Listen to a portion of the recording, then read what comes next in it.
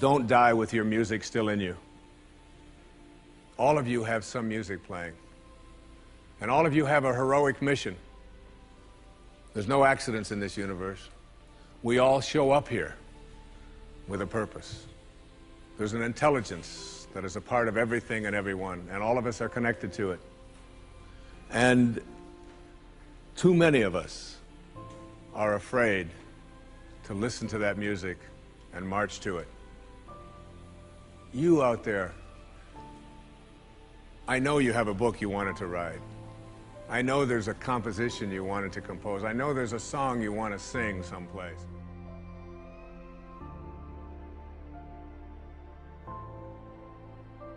And ask any doctor that you know, any surgeon particularly, who's taking somebody into surgery, and ask them which person has a better chance of living, of surviving, say, serious surgery. Is it the one who has a will to live, or is it the one who's just given up? And the surgery and the cases are exactly the same, all right? But the person who has that will, which we can't define, you can't go out and get a bucket full of will and bring it in there. It's an attitude, it's an approach, it's a belief, all right, that you can do something. And when you have that belief about yourself, then, you know, you've got a so much better opportunity to be well in your life. And a belief is everything. I don't know if you've ever thought of that. I watched a little girl, 5 years old, learning how to swim. And she's holding on to the edge of the pool, and she wants to get over here to the steps. And it's just 5 feet or 6 feet, and she'll let go and then she'll hold on again. She'll let go and she'll hold on again. And finally there comes a time when she lets go and goes for it. Okay, you've seen this with your children, and what you ask yourself is, in the moment before that when she was holding on, and then look at the moment afterwards, does she have any different skills? What's changed? Yeah, the skills she doesn't have any new skills. She didn't learn any skills in that second. What she has is a belief that she can do it. And when you believe it, when you really just believe that you can do it, that's what allows you to swim. And when you think about it now, do you know how to swim? Yeah, so when you dive into the water, you don't think about that. You just know when you dive into the water, you can swim. You don't have any necessary swimming skills or anything like that. Or when you get on a bicycle, you get on, you know that you're going to, unless you believe you can't.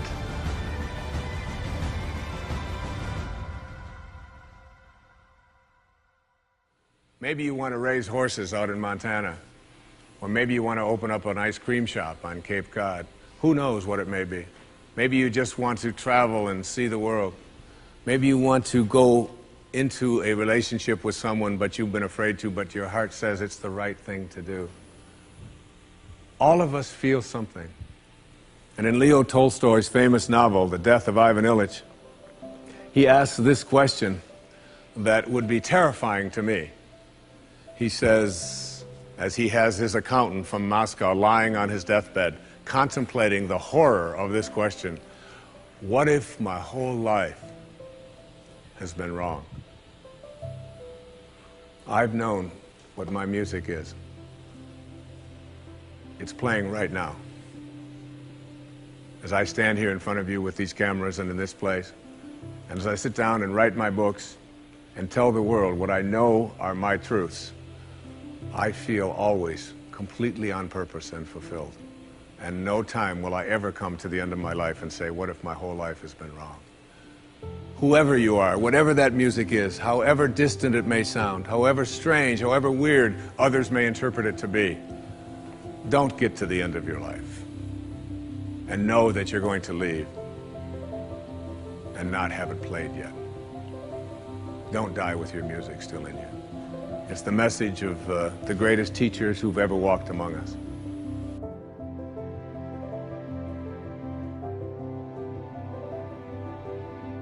He said, you can't solve a problem with the same mind that created it.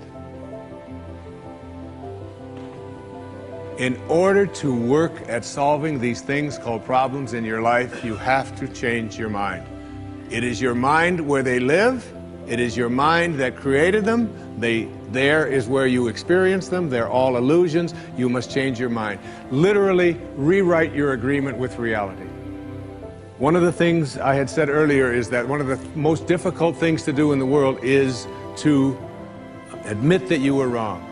Admitting that you were wrong is nothing more than saying, I have been making choices with my mind that have created things in my life that are not working.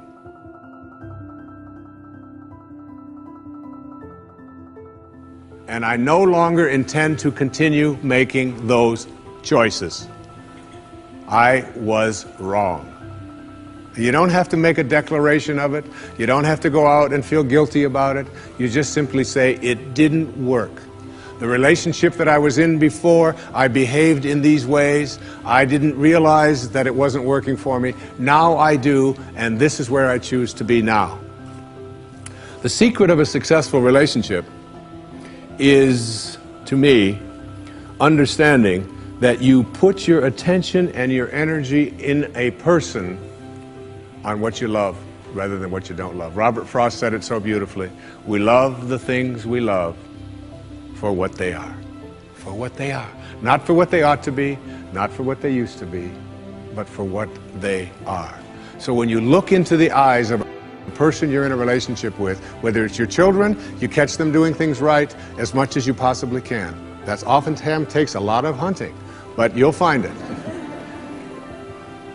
And when you think that my relationship isn't working, remember, it's in my mind. What am I thinking about that person?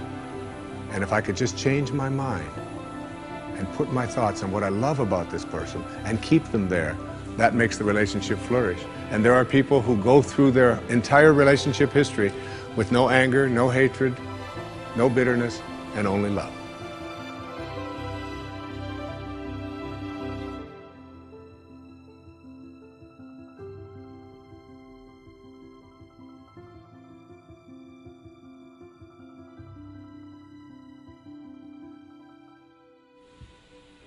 You know, every thought has an energy, just like everything else in the universe.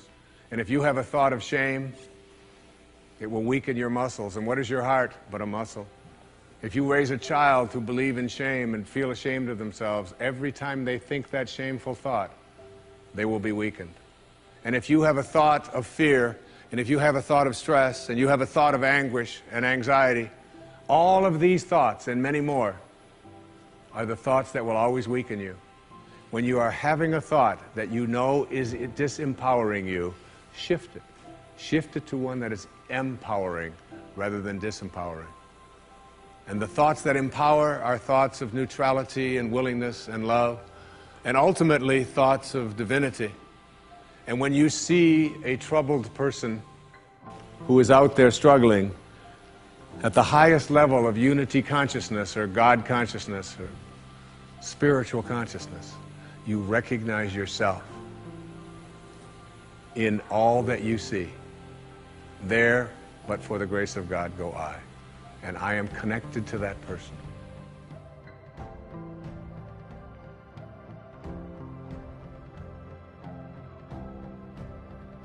You are the sum total of all of the choices that you've made up until now. And anything about yourself or your life that you don't like or isn't working or isn't mobilizing you is to be looked at in terms of, can I grow? Rather than, why did I do it, or isn't this wrong? See, the two ways to motivate yourself are deficiency motivation, which says, where I am I don't like. I don't like what I've done. I don't like the fact that I can't do this well or I can't do that well. So I will list these things in my own repertoire, and then I will be constantly trying to repair those deficiencies, always assuming that I'm deficient, that there's something wrong with me, and I'm trying to fix it. And when you do that, you spend your whole life doing that. And you never arrive, because your life becomes a series of trying to get someplace else. And it is, if you follow that, if you live that, if you behave that, then what happens to you is you become a person who will always suffer from this disease called more.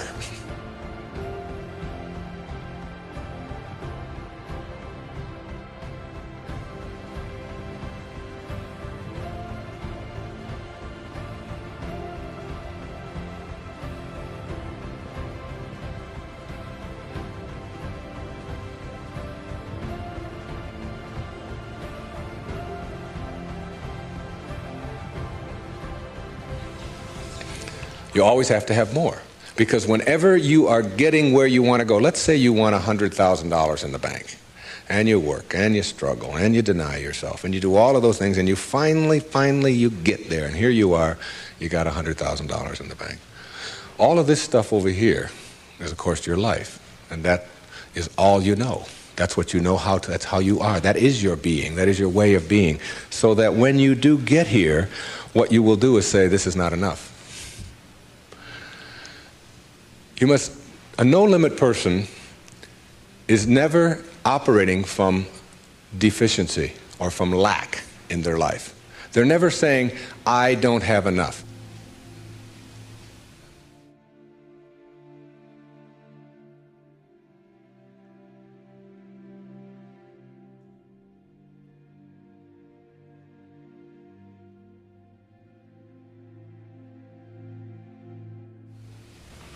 You see, you're never going to get enough. You already are everything. You're everything that you need. Think of it for just a moment. Everything that you need to have total bliss, perfection of your life, you already are. You already have it. You came into this world with nothing. That's how you're going out. And the time that you have here, what you have is your uniqueness, your specialness, and you don't need anything else. Now think on this. If you don't know how to appreciate what you have and where you are in your life, you don't need anything else. Because if you do get something else, you won't know how to appreciate that either. You'll just want more. Or you'll want it to be different. Or you'll want it to be the way it used to be. Or you'll want someone else to be the way you think they should be. Successful people or no-limit people or self-actualizing people or inner-directed people, whatever labels that have been put on them by great thinkers and philosophers and therapists and people that have looked at human beings, these kinds of people are people who always have enough.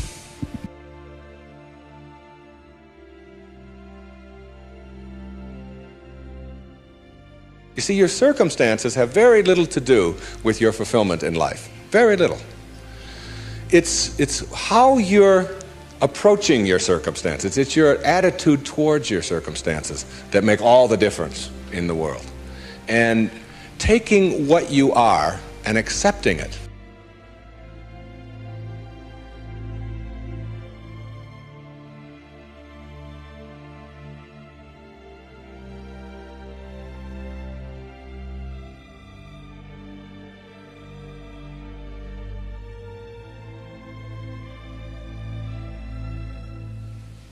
This is a very crucial concept for me and for virtually all of us.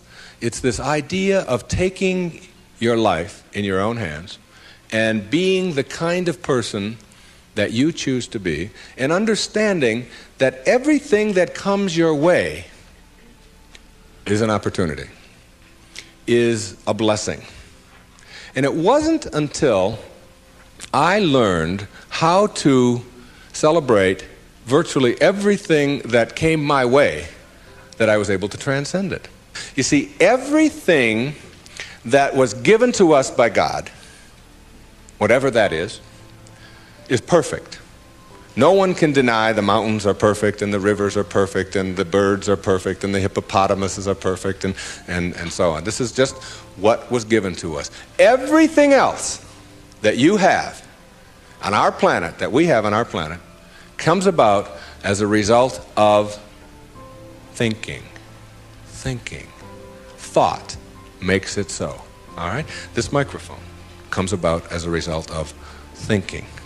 Somebody imagines it. Somebody then tells somebody else about it, and it creates it. The dress that you're wearing, this shirt that I'm wearing, the shoes that you have, the stage, these cameras. Everything that you see that wasn't given to us was created by man as a result of the way that we think,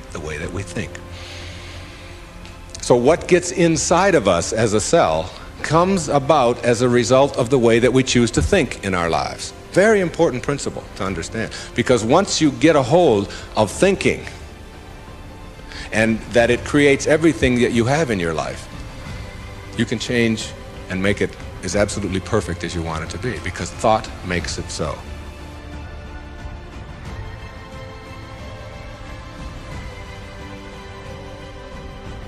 Creative visualization is what we're talking about here. The imagery, or the image that you have of anything in your life, is really like mental behavior. It's like going out and practicing. If you go out and practice with a basketball, shooting free throws over and over again, that's physical practice. Imagery is mental practice. It's mental behavior.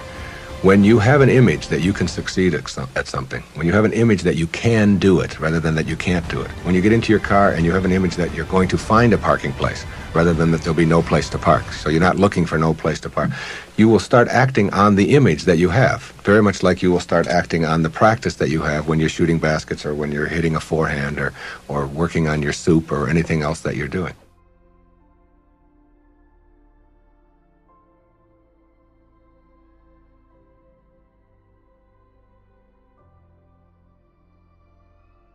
Being, to me, means seeing the greatness and the uniqueness in you and never letting anybody else convince you to the contrary.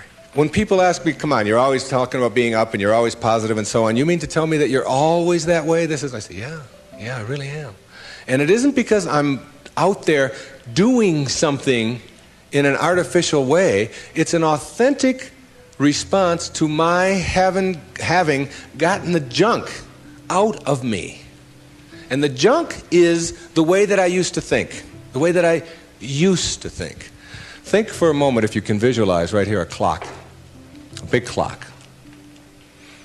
And the hands on the clock go from 1 to 12. The clock starts right out here with the minute hand, and it goes over towards the 3, the hour hand.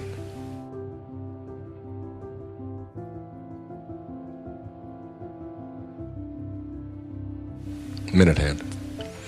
And that's the time in your life when you are moving away from yourself, from your true self. That's the time when you are trying to put other people down, trying to prove that you're bigger and better than somebody else, trying to make yourself right all the time, as opposed to being with somebody else. It's like you're moving away, and a lot of people spend a lot of time moving away from their true self, because your true self is this little child, is this beautiful little child inside of you that has only love and acceptance for everything in the world, and no dis-ease, no absence of ease. You move away towards the 3, and then you move down here this way, and you're still moving away from yourself until you hit the 6. The 6 is the point in your life, symbolically, metaphorically here, when you are the furthest away from yourself that you can be. It's the low point in your life. It's the point where many people break down, or many people break down their relationships, or they feel full of despair, they feel full of hatred, whatever it may be. And a lot of people die then. A lot of people are put into hospitals then. A lot of people have to really seek out therapy then, and so on. And when you're at that sick. There's another part of the clock that goes from 6 to 12 that I think of as living in the light.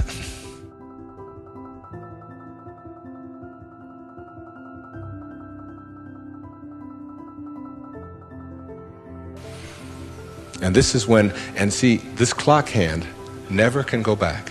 It can't go back. It can only go this way. It only goes this way, as does life. It only goes this way, forward. In this period, this place between 6 and 12, that's when you start coming back to yourself. That's what enlightenment is. That's the pathway to enlightenment. When you send out that stuff that is destroying you, that is killing you in one way or another, and you move yourself back over here, and eventually you get yourself all the way back. This is the light over here. This is the place where you can't go back. You'd be tempted. You might be tempted to steal. You might be tempted to use anger. You might even slip a little bit, and you catch yourself.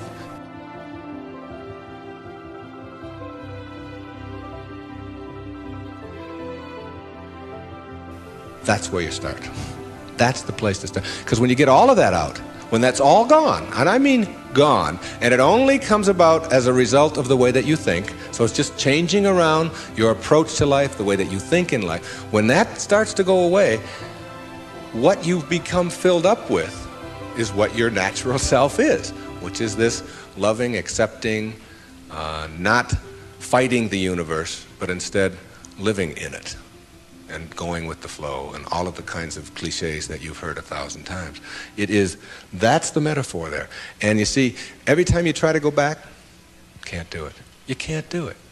And the ingredients that make for a no-limit life are 5, in my opinion. The first is quality rather than appearances. You begin to change your thinking from appearances and how things look and how other people view me, okay? Because every time you find yourself upset in life about anything that anyone else has said, what you're really saying is what you think of me is more important than what I think of me, all right? So you change from appearances to what I call quality thinking. Quality. What is the quality of my life rather than how does it appear to others?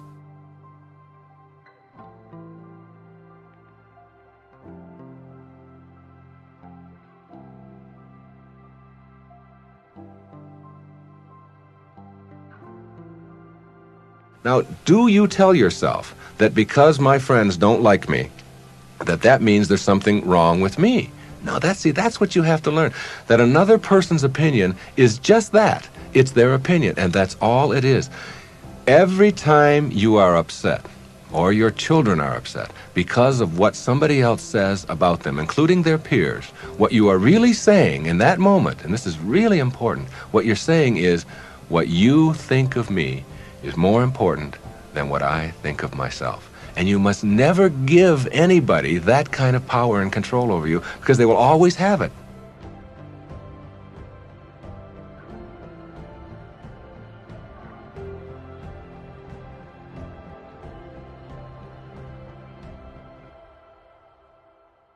The funny part about approval, for those of you who really want it, now I'm here to tell you that I like approval. I enjoy it.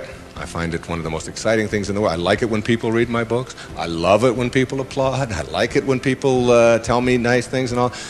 I like approval. I'm the first one to admit it. What I don't do is I don't need approval. There's a big difference between wanting approval and needing approval. When you need approval, it means you become immobilized when you don't get it, from making other people's opinions more important. Now, for those of you who say, yeah, but I want approval and I need it, and if I don't get it, and so on, then understand this. The people who get the most approval in life are the ones who care the least about it. And the ones who get the least approval are the ones who are always going after it. So if you want approval in this paradoxical way that I'm talking about it, stop needing it. Stop concerning yourself about it. Ask yourself, who gets the most approval in life? Think of the person that gets the most approval, and you'll see that that person couldn't care less what other people are thinking. They're so busy being, they don't have time to notice what their neighbors are doing. Thoreau said this. He said, if you advance confidently in the direction of your own dreams and endeavor to live the life which you have imagined,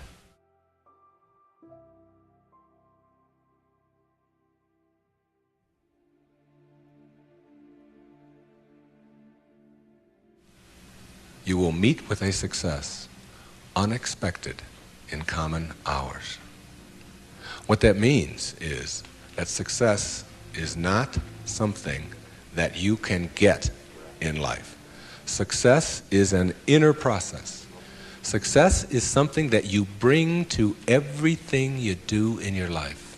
It isn't something you get out of what you do. And when you get that, and you learn how to get the junk out, and advance confidently, doing what makes the most amount of sense to you based on your inner signals and the one issue of morality, which is you never interfere with anybody else's right to do the same. Each person has their own right to advance confidently in the direction of their own dreams.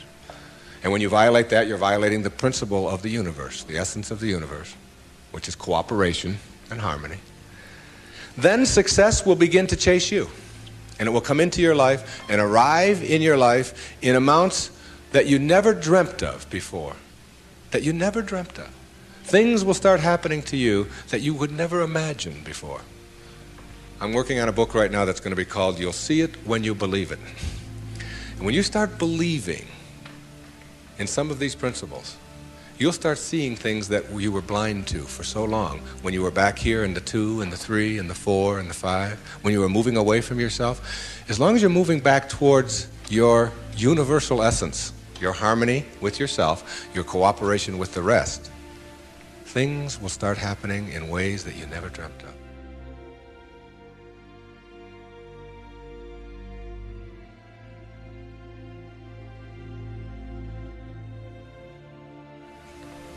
The quality versus appearance in your life means that you get that inner candle flame working in a way that gives you quality, independent of what other people think of you. Maslow, in defining self-actualizing, no-limit people, said they are independent of the good opinion of other people. Of the good opinion of other people. Independent of it.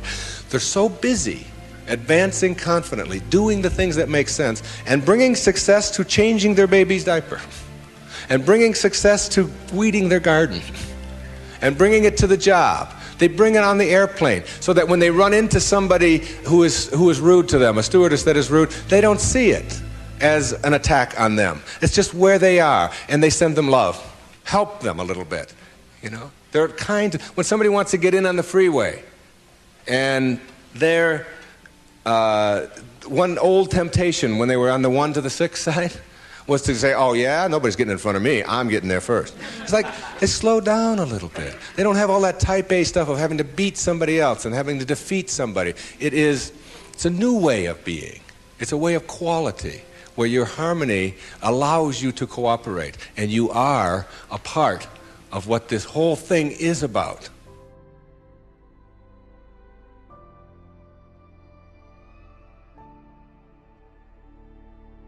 But what you do put out in the world is exactly what's coming back to you. And if you find things coming back to you that you don't like and don't understand, don't ask yourself why these things are coming to you. Ask yourself what you're doing to make them come back to you. And when you start putting the responsibility on yourself, you'll start seeing dramatic changes. Dramatic changes. A new way of being. Instead of ethics, instead of rules, ethics. Another new way of being. Instead of looking all your life for achievements and externals, try living your life on knowledge for the sake of knowledge. Knowledge instead of achievement. For the sake of knowledge. Being in a context in which you don't have to collect a lot of merit badges. You don't have to collect a lot of awards and other people's value judgments. That you go to school or you go out into the world or you read or whatever it is you do because it makes sense to you, not because of what somebody else is going to put on a transcript or where you're going to appear in a class list.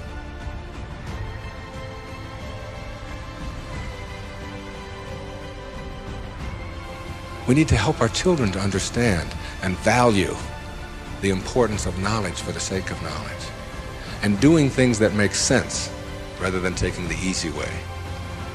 Knowledge rather than always trying to achieve. We're in an achievement-oriented society, which tells us that we evaluate and judge a human being based upon how many achievements he has. But most of the people who get caught up in that trap and are always in this circle of trying to get ahead, trying to always get ahead, their reward for that almost always is higher blood pressure, ulcers, early deaths, and even things like cancer, we're beginning to find out, are related to the kinds of stresses that we have. And remember, it's a perfect universe. There's no stress in it. There's only people thinking stressful thoughts.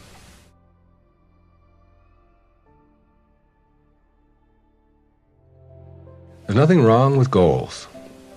It's falling in love with them that's the problem.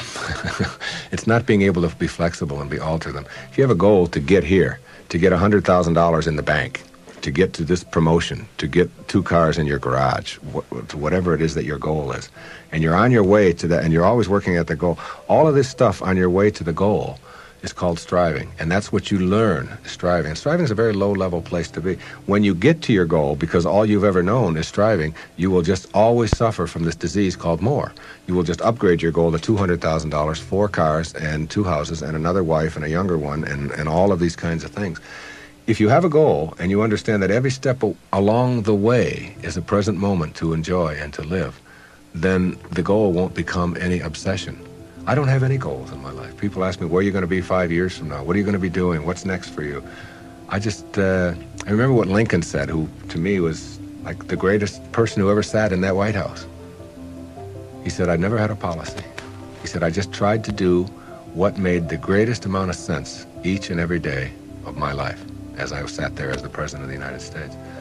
And I think there's something really significant in that you don't have to get it all planned out and follow a certain pattern and do it a certain way. If you just sort of trust your inner instincts and go with that and live each moment, the goal stuff will all take care of itself.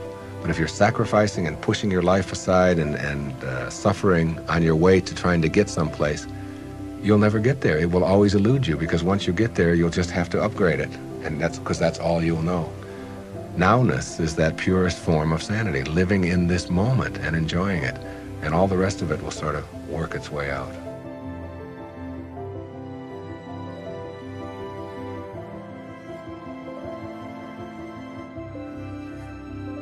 Know thyself. That's what Shakespeare said. Know thyself. The more you know yourself, the more you become honest with yourself, honesty becomes just a way of life. No, I don't think the world necessarily does, but you can't run your world. You can't run your world based upon what the rest of the people in the world want or don't want. To me, honesty is like, it's a karma that goes out into the world. How people treat you in the world is their karma. How you react is yours. And when you react to it with dishonesty, that's what you're putting out into the world, dishonesty. And when you put dishonesty out into the world, that's what's going to come back to you, because what goes out is what comes back. That all, as you sow, so shall you reap. I mean, it's in every great institution that there is in the world, whether it's a religion or a philosophy or whatever.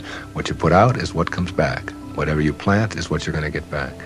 And the more that you put out honesty, just because it's what you are, because you are being honesty, you're not trying to be honest, you're just being honesty, then that's what will come back to you on a regular basis. And when it doesn't, you'll just see that as another test for you to pass.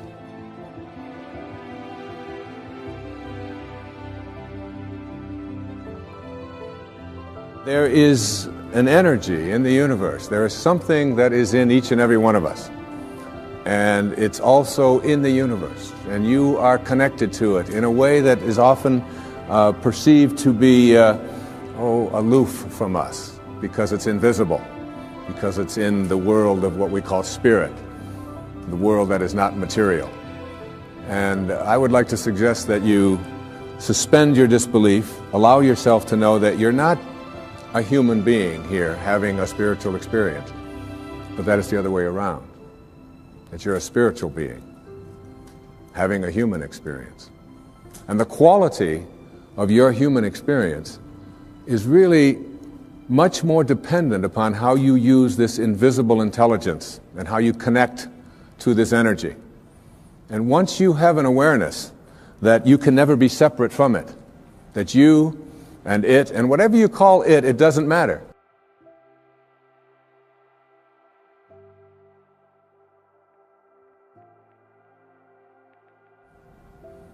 And his teacher told him that your life is like being born into a room, a mansion, if you will, that has 1,000 rooms. But you're born into one room.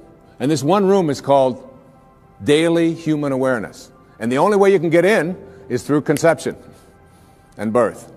You're in. And the only way you can get out, we are taught, is to die.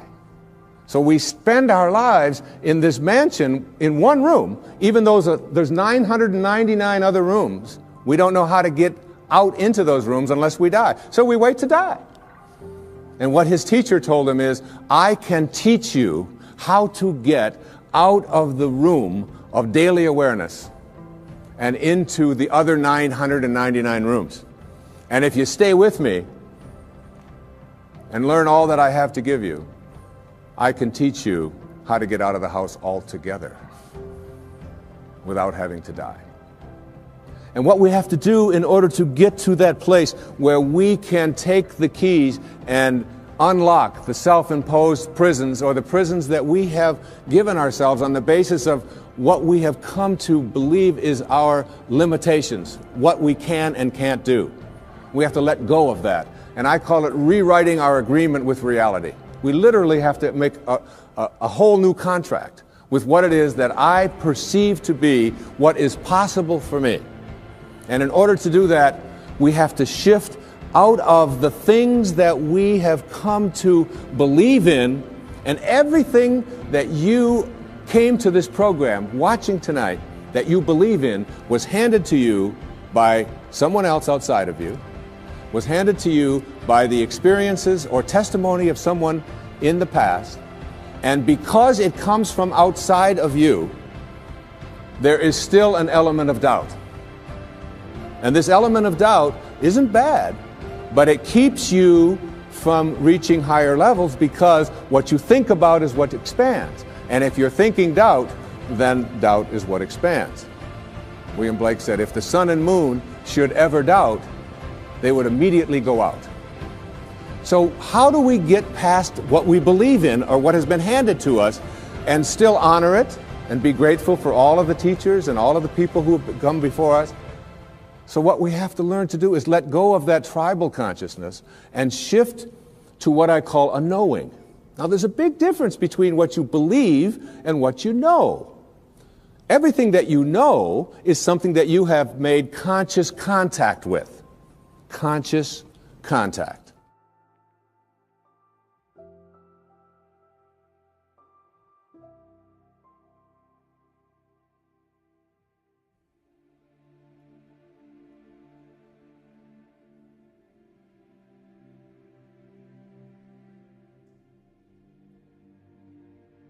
So there's nobody out there watching, there's nobody in this world who knows how to swim, who learned it by somebody else telling them that you can swim, or by watching Mark Spitz go through the water, or by observing other people doing it.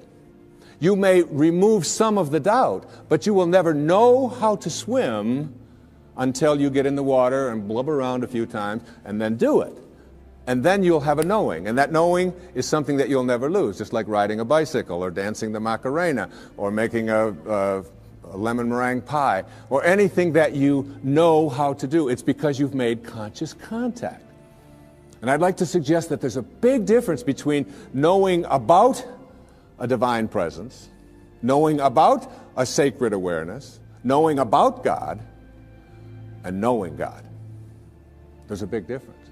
Just like there's a big difference between knowing about the possibility of being able to heal myself of something that is bothering me, perhaps a disease process. I perhaps may believe that it's possible because I've read other people and I've heard others say it. And I've read the testimony and I've listened to the tapes and I've gone to the seminars. But until you have made conscious contact with it, you'll never know it.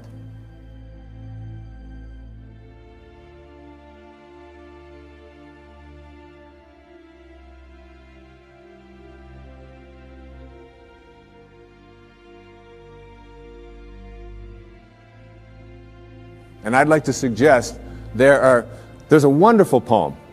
I'd like to share this poem with you. It's written by a wonderful woman.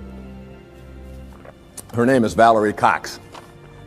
And she lives up in Seattle, and she's written quite a bit of poetry. This particular poem really speaks to me to the difference between what you know and what you believe in. Immerse yourself in these words. A woman was waiting at an airport one night with several long hours before her flight. She hunted for a book in the airport shop, bought a bag of cookies, and found a place to drop. She was engrossed in her book, but happened to see that the man beside her, as bold as could be, grabbed a cookie or two from the bag between, which she tried to ignore to avoid a scene. She munched cookies and watched the clock as this gutsy cookie thief diminished her stock. She was getting more irritated as the minutes ticked by, thinking, if I wasn't so nice, I'd blacken his eye. With each cookie she took, he took one too. And when only one was left, she wondered what he'd do. With a smile on his face and a nervous laugh, he took the last cookie and broke it in half. He offered her half as he ate the other. She snatched it from him and thought, oh, brother, this guy has some nerve, and he's also rude. Why, he didn't even show any gratitude. She had never known when she had been so galled, and sighed with relief when her flight was called. She gathered her belongings and headed to the gate, refusing to look back at the thieving ingrate. She boarded the plane and sank in her seat, then sought her book, which was almost complete. As she reached in her baggage, she gasped with surprise. There was her bag of cookies in front of her eyes. I love that. I love that. If mine are here, she moaned with despair, then the others were his, and he tried to share. Too late to apologize, she realized with grief that she was the rude one, the ingrate, the thief, the cookie thief. And all of us in some ways are cookie thieves.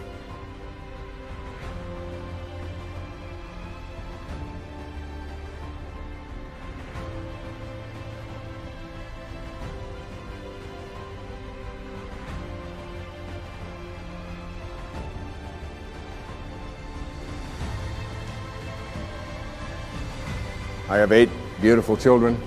Our youngest little girl's 8 years old. One of the things that you do when you become enlightened and become a guru, like me, that'll be the day, is when we place something that is important to know where it is, we practice mindfulness so that we never misplace anything. So obviously, having reached this exalted level of awareness in my home with my 8 children, I never misplace anything. So I place my keys right here in a certain spot. But my little girl has this wonderful habit of taking my keys and hiding them on Daddy in the morning so that she can watch me flip out as I look for the keys. And I'll say, Sage, how many times has Daddy told you, don't hide my keys in the morning? Daddy, you told me not to do it. I don't hide your keys anymore. Come on, where'd you put my keys? The last time they were in your dollhouse, where did you put it? Daddy, you told me not to do it. And then, of course, my 12-year-old daughter, Serena, loves to just assume this stance. She's watching me raise my voice. She'll say, I wonder what all those people would think of Mr. Positive if they could see him right now. Get lots of reminders. So I give up. I say, look, when I come back out here, I want those keys here. And I go back and I get my clothes on and I reach in my back pocket, and there are my keys. Right where I had left them the night before, in my pocket. And there's a fine line, I think, between being a guru and being a jerk, all right? And I probably crossed that line more times than I should be admitting here on television. But this idea of being a cookie thief and creating a knowing is something. I did a benefit along with my wife a couple of years ago with a man on Maui whose name is Michael Knopf, who had been injured in an accident. He's a quadriplegic or paraplegic. And at that meeting, when it was over, there was a man who lived on another one of the islands who was known as a kahuna, a healer, an ancient healer from Polynesia. And he was introduced to me, and he said that was a nice talk and so on. And I said, how do you get to be a kahuna? You know, do you take Kahuna 101? I mean, what courses do you take? How does this work out? And he said, no, he said, kahunas are raised to have no doubt. To have no doubt. To have a knowing. And he said, when a knowing confronts a belief in a disease process, the knowing will always triumph. And that knowing is something in which you say, you are healed, and healing takes place.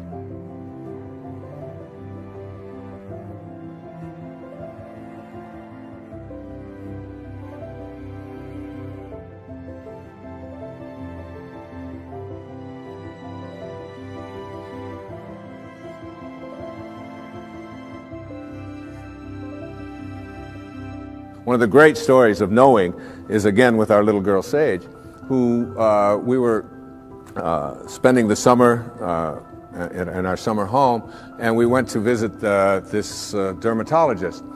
And Sage has had this thing called flatwarts for the last, well, since she was 2.5 years old. From 2.5 until 7, which is over 4 years, she had these flatwarts, and not only did she have them around her face, around her mouth, and around her nose, but they were getting worse. They were moving up, and they were getting up around her eyes and so on, and we noticed that they were getting progressively worse, even though all of the places that we had taken her had said, they will go away. She'll outgrow them.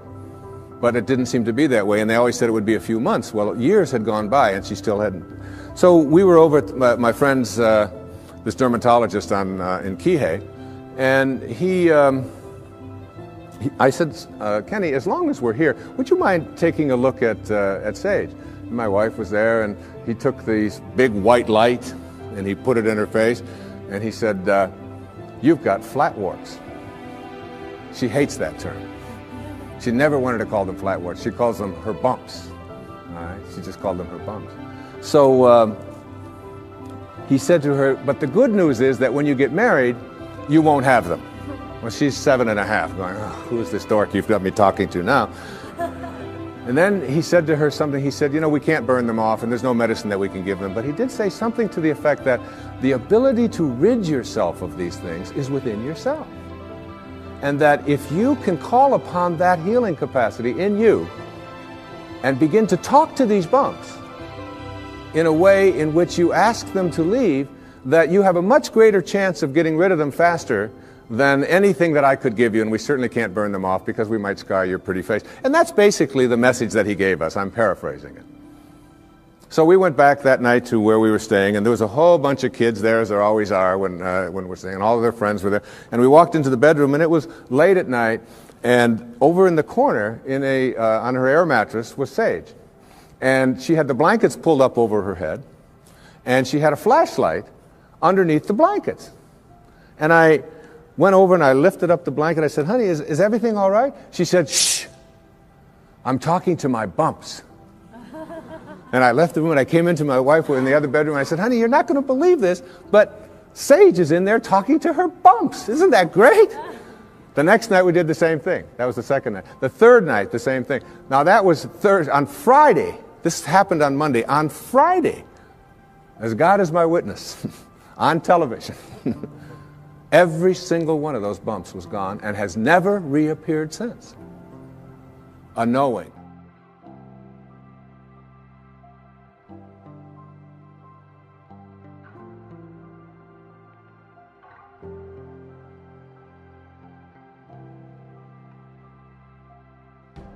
You see, there is a stream of healing that is something that we can plug into. It's very much like electricity. People say, well, in ancient Greece, there was no electricity. There was electricity. We just didn't plug into it. That's all. And there's a stream of healing. And when we go into that stream of healing with a knowing, we go to a higher level within ourselves. And we don't allow any doubt in. Basically, in every single one of us, every human being out there, there are two of us. There's two people. The first person in each person is called the ego, or I call it the ego. E-G-O. Earth Guide Only. All right? This is the part of us that says who I am is separate from you, separate from God, separate from my environment, and therefore I'm in competition with, and my value is based upon how much I get, how much my stuff is worth, how much better looking I might be, or how much more attractive I might be, how much more money I might have, the value of my possessions, and so on. What is mine? So it's not mystical awareness which says I am connected, it is that individual lower level of awareness which says my ego. This is mine. Also in each and every one of us there's another person. And this other person is called what I call the sacred self, or the higher self. And this sacred or higher self really doesn't care how much you get. It doesn't care who you're better than. It doesn't care how much stuff you have. It's not interested in any of that. The problem is that we very seldom listen to it. We pay very little attention to it. This higher or sacred part of us wants only one thing. It wants us to be at peace. At peace. Whatever choice you make in every interaction you have, make the choice to be at peace, your sacred or higher self says. Whereas your ego says, oh, no, no, no, no. It's much more important to be right. And so we find people in relationships struggling a lot. And one of the things that they struggle about is who's right and who's wrong. Most of the fights that you have in your relationships really basically, oftentimes you forget the details. But it's basically about who's right and who's wrong. So that if you want to have your higher or your sacred part of you ruling in your life, I suggest this to you. Practice being kind rather than right. When you have the choice. And you have the choice in your relationships with your spouse and your ex-spouse, with your parents, with your grandparents, with your in-laws, with strangers on the freeway, with flight attendants, with waiters, with whomever you interact. If you can just subdue this ego part of you which says, it's important for me to be right, which will introduce you to stress and anxiety and fear and so much of the stuff that I talked about earlier, and instead say, how can I suspend this part of me and allow the part of me that wants to be at peace, that wants to be happy, that wants to be fulfilled. And if I said to you, I'm going to give you a magic wand, and with this magic wand, I am going to allow you to just wave it and get anything that you want. Whatever you want. You can have this car, you can have these nice clothes over here, you can have this home, whatever it is. Or I said to you, in lieu of that, I'm going to give you another wand, and you can wave this, and for every moment for the rest of your life, you'll be at peace. Whatever comes along, you'll be able to choose peace. And basically, we know that we're only here for a very short time. And being able to choose peace, which is what the sacred part of you begs you, the higher self. Once you get that, you begin to shift away, and you stop telling yourself that the people who are close to me, in relationship with me, are the people who don't belong there. I remember my wife and I, we often talk about this, and we've been together a long time. We've had many children together, and we have a very wonderful, loving relationship. Thank you.